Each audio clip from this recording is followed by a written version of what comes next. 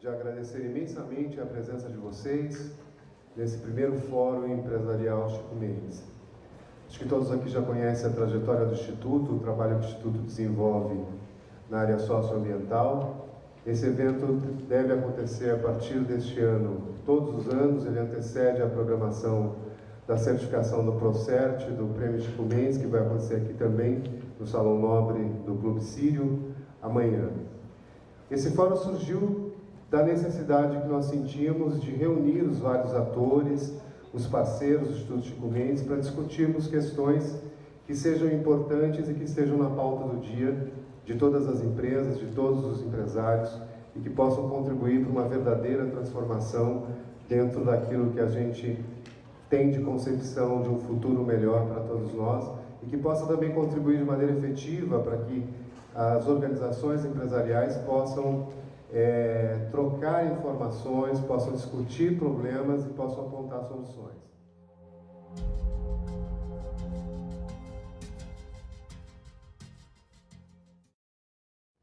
Bom dia a todos.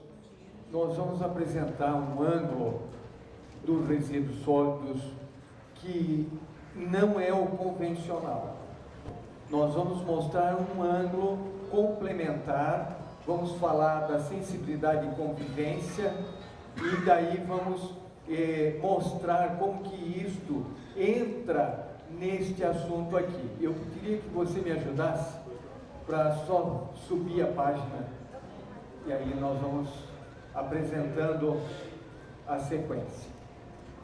Bom, quando se fala em sensibilidade, é óbvio, nós estamos falando nessa capacidade de sentir, e de outro lado nós estamos falando na convivência, o conjunto viver.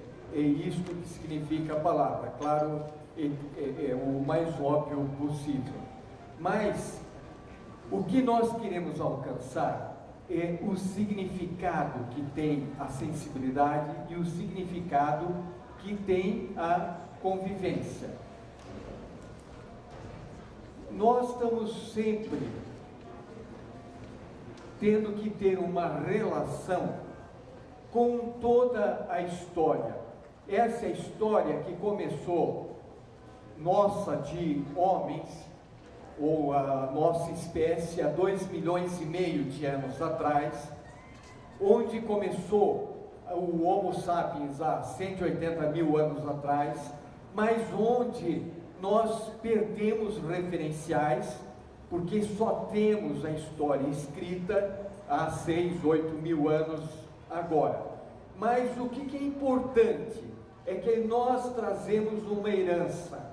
Um homem que aprendeu a escrever, ou aprendeu a pintar, ou aprendeu qualquer habilidade, foi transmitindo de geração em geração, e é isto que nós herdamos e vamos passar para frente, porque vão vir outros depois de nós, e nós temos que passar isso para frente. Então, essa dimensão da história é muito importante para entender o assunto da sensibilidade que nós vamos abordar na sequência. Aqui nós temos dois grandes eixos, e esses eixos são fundamentais para a construção do ser humano. De um lado você tem o conhecimento, de outro lado você tem a sensibilidade. Na área do conhecimento, nós transmitimos informação. Então a criança, logo que nasce, nós passamos as primeiras palavras, depois ensinamos as informações normais que ela precisa aprender, depois ela vai evoluir, vai pesquisar, vai se especializar, vai se formar em uma profissão como doutor, por exemplo, e por fim ela vai produzir novo conhecimento. Então, esta área do conhecimento, ela é uma área bastante privilegiada, é uma área que nós trabalhamos com muita intensidade, e ela é uma área de destaque no mundo inteiro, é a área da educação. A outra área é uma área que não tem forma de ensinar numa escola. Não consigo ensinar sensibilidade para ninguém. A pessoa só consegue viver a sensibilidade, participar da sensibilidade, perceber a sensibilidade. Então a sensibilidade é um outro ingrediente que depende de nós em incentivar, estimular e trabalhar as pessoas para que consigam descobrir como que ela funciona. Mas quando as duas estão juntas, é aí que a convivência se facilita.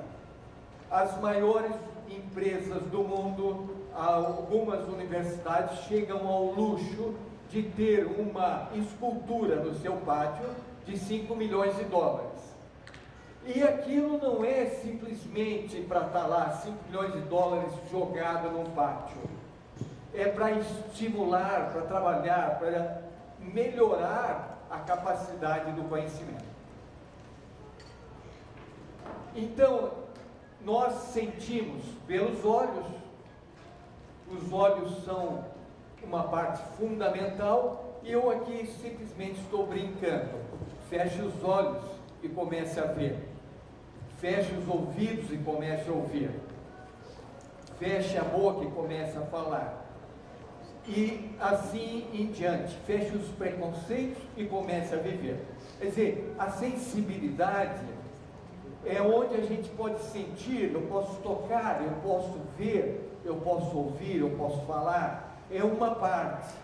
Mas tem uma outra sensibilidade que faz com que a gente se situe, que a gente tenha uma noção, o que está aqui atrás, o que está à frente, o que está do lado, onde a gente se integra nessa história que eu falei ali, do passado e do futuro, onde a gente tem uma noção, onde as mulheres principalmente conseguem ter aquele sexto sentido, e de repente elas conseguem olhar para uma pessoa e falar, puxa, fui com a cara daquela pessoa, ou não fui, mas este é um sentido fantástico, importante, essencial na construção do ser humano, e que infelizmente este é o lado da cultura, este é o lado da arte, este é um outro lado complementar que infelizmente muitas vezes fica relegado a terceiro, quarto, quinto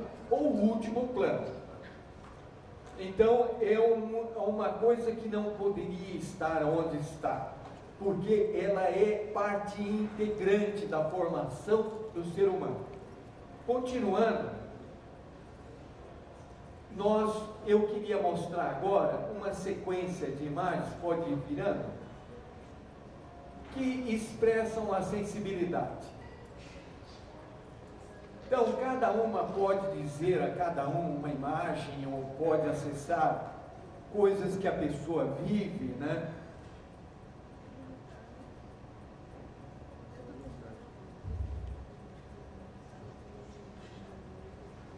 Então, é isto. O sentir, o perceber, é algo de cada um de nós. Não tem jeito de universalizar isto. Não tem jeito de eu criar uma universidade da sensibilidade e dar aula lá para as pessoas, para elas chegarem aonde nós desejamos. Mas o que importa aqui é perceber que sem a sensibilidade nós não teríamos a cultura, nós não teríamos esta manifestação que o homem consegue através da dança, teatro, cinema, ou literatura, ou que seja, incluindo aí canto, ópera, escultura, pintura, etc. E isto é uma coisa que vem na nossa história.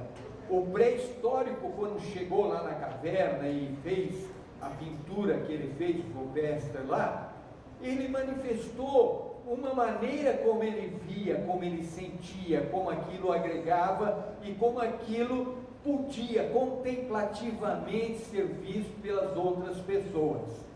Mas tudo isto produz um efeito extraordinário no ser humano. É disto daqui que a gente consegue alavancar Quer dizer, você tem que trabalhar conhecimento, é óbvio que tem que trabalhar, é óbvio que você tem que ler milhões de livros e tem que estudar cada vez mais para se enriquecer e ir, mas é essencial você se desenvolver em sensibilidade, e é este o ponto que nós estamos querendo trabalhar aqui, ok? Bom, e a arte não é uma habilidade, então não é eu ter a habilidade em esculpir que vai me transformar num artista. Eu posso ser um artesão, que é bem diferente de ser um artista. Então, a arte é a manifestação do sentir. É onde eu vou trazer ideias, é onde eu vou criar, é onde eu vou me relacionar e essencialmente sentir o tempo. Então eu tenho que sentir nesse tempo os desafios que esse tempo interfere comigo. E tenho que sentir as respostas possíveis desse tempo. E tenho que mostrar a ideia. Eu vou dar um exemplo. E o exemplo vem de Michelangelo. Então, Michelangelo, quando fez Davi, ele tinha, isso foi em 1506, ou por aí, perto dessa idade, ele tinha 26 anos ou 27 anos, e ele pegou uma pedra de mármore de 5 metros, do tamanho de qualquer uma dessas mesas que estão aqui, 5 metros de mármore, e ele esculpiu um Davi.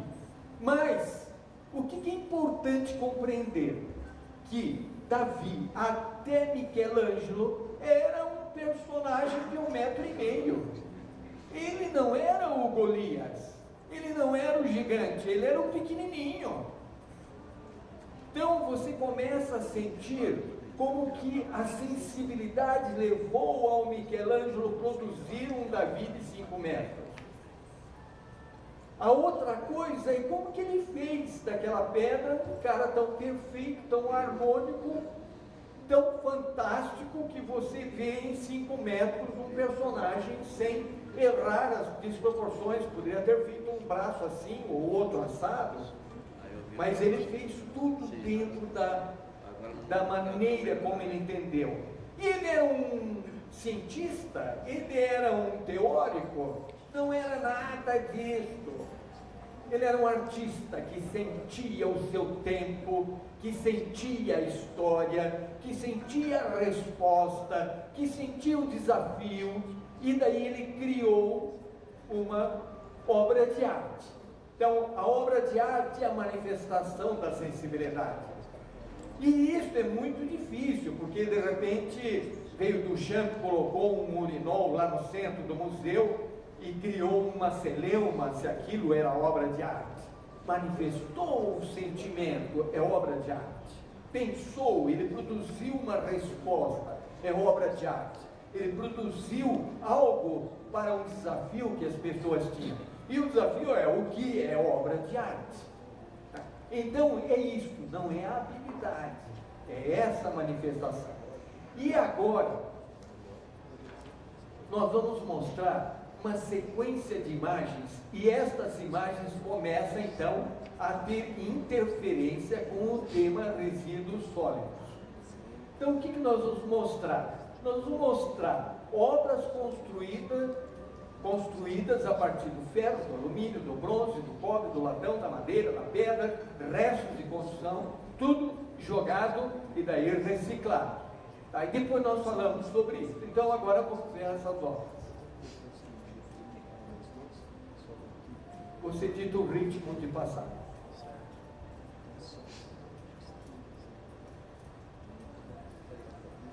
São obras produzidas no mundo inteiro, tá? Não especificamente num determinado lugar.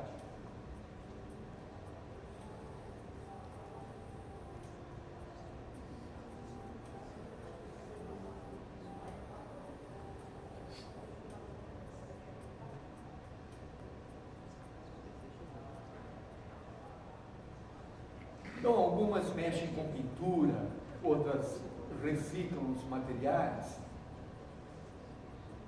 umas são grandes,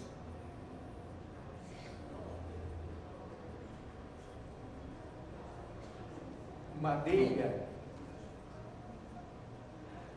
novamente madeira, aproveitamento de materiais reciclados, um corte numa madeira, uma folha,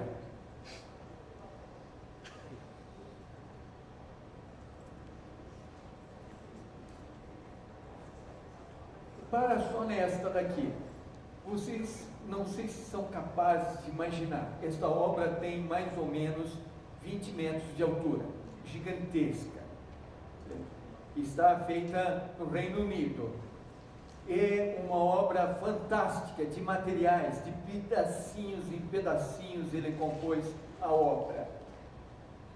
Então é uma obra feita de resíduo sólido, que é o assunto que nós estamos falando aqui.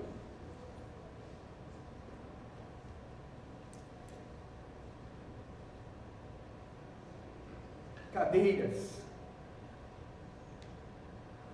aquelas cintas que fecham e estão jogadas nos lixos da vida, pedaços de restos montados, soldados,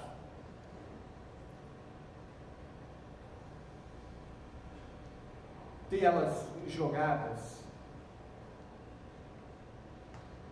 aqui o ninho,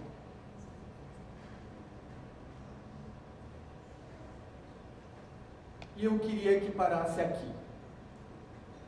Esta obra, ela é curiosa. O que ele fez? Ele pôs 3 pilares, 3 suportes, amarrou pedra por pedra nos 3 pilares de forma harmônica e colocou as pedras em círculos, fazendo uma referência para vocês. Isto é uma sensibilidade do artista. Ele demonstrou, visualizou e falou: isto daqui eu quero mostrar. A pedra não tem nada, pegou a pedra normal, que tem na rua, tem na sua casa, tem em qualquer lugar que você vai. Simplesmente pensou em amarrá-las de uma forma harmônica, de uma forma diferente do normal. Uma coisa importante aqui é o seguinte: nós estamos habituados hoje a viajar em charutos. Os nossos aviões são charutos. E eles são charutos até agora. Os novos aviões que vão vir daqui para frente, eles vão ser triangular, e dentro do triângulo vai ter uma disposição igual a esta daqui. Airbus acabou de registrar uma patente de um novo avião dele, avião de passageiros, né? Onde a forma é esta, é uma asa desta forma assim, e dentro está um grande círculo, uma grande sala, onde todos estão olhando, todos vão estar virados para todos, e a tecnologia vai fazer você saber que altura você está, em que lugar você está, que forma você está. Bom, faço uma referência porque é assim que o artista trabalha. Ele trabalha pensando, ele trabalha sentindo, ele trabalha vendo uma coisa ou outra para depois agregar a sua obra. Bom, muitas dessas obras, eu pus algumas, mas eu não quis exagerar, valem mais de $1 milhão. E estão aí, foram feitas com 1 quilo ou a tonelada de resíduos sólidos jogados. E daí ele transformou isto no quê? Num patrimônio da humanidade. Na hora que ele constrói a obra de arte, ela passa a ter um valor totalmente diferente, totalmente importante, totalmente significativo. Então, não importa se aquele homem estudou numa universidade, se tem um PhD ou não, importa que ele teve capacidade de sentir e manifestar a sensibilidade dele. E a arte é um transformador de pessoas. Weissenberg sempre fala aqui: você tem que entrar no museu e sair outro. E esta é a verdade, o curador tem esse trabalho. trabalho de conseguir que você entre de uma forma e saia transformado do outro lado. Continuando, então, bom, mas o que é trabalhar a arte de uma forma inteligente? A arte é igual uma orquestra, tem lá as cordas, tem a percussão, tem 1000 caras tocando, você tem que fazer uma coleção. Uma coleção não é de tudo igual. Nós sempre pensamos coleção como uma coisa onde tudo é igual. E isto contaminou muitos museus. De repente, você tem um museu contemporâneo e onde o cara fala, eu só quero obra que tenha esta linha, este estilo. O que é contemporâneo? Contemporâneo é o que é do tempo, junto com este tempo. Mas junto com esse tempo, você pode ter uma obra figurativa, uma obra abstrata, uma obra disso, uma obra daquilo. Quer dizer, é uma forma de encarar não tão correta, mas enfim, você tem que formar uma coleção. Aí, você tem que conservar essa coleção, porque se esse patrimônio é da humanidade, ele é dos homens que vão vir 1000 anos à frente da gente, ou quem vai vir há 10.000 anos. Michelangelo não vive mais agora, né? Nem o Van Gogh, nem o Picasso e nem milhões de caras. Nós temos grandes artistas que estão aí vivos, mas a maioria não estão. Então nós conservamos aquilo lá, mantemos, preservamos. E aí você tem que catalogar. Cada obra de arte tem um catálogo, ela tem como se fosse um registro civil nosso, onde diz que ela foi feita de pedra, ela tem tal altura, ela foi soldada com a solda tal, ela usou a tinta tal, o cara quando criou aquela obra estava nesse ambiente, criou assim, ele nasceu em tal lugar e assim por diante. E, fundamentalmente, este é a essência dessa orquestra, comunicar, mostrar. Obra de arte é essencialmente para ser mostrada. Bom, então a arte é uma transformadora, porque ela atua de maneira silenciosa, é uma linguagem universal e é uma linguagem envolvente. Aonde nós pretendemos chegar nesta avaliação apresentada aqui? Nós queremos dizer que se fosse possível transformar um percentual, 1, 2, o que seja, dos resíduos sólidos em obras de arte, e que se você pudesse realizar isso de uma maneira orquestrada, a pessoa iria entender 10 vezes mais rápido, iria perceber, iria sentir o que os resíduos sólidos são importantes para a construção da nossa sociedade. Esta é, em breves palavras, o propósito desta nossa apresentação. Então, é uma maneira de ver de outro ângulo. O ângulo convencional é reciclar, é fazer usos, reaproveitar, selecionar, ver se aquele resíduo veio da área da construção, ou ver se veio da área da indústria, ou se veio da área dos lares, e nós estamos complementando a ideia com outro foco. Este é o objetivo da contribuição em apresentar esta palestra sobre sensibilidade e convivência. Por quê? Porque a obra é realmente para aproximar as pessoas, é para juntar as pessoas e conviver. É isso que eu queria apresentar. Muito obrigado, Cláudio, pela sua saudação. José Roberto Orquiza.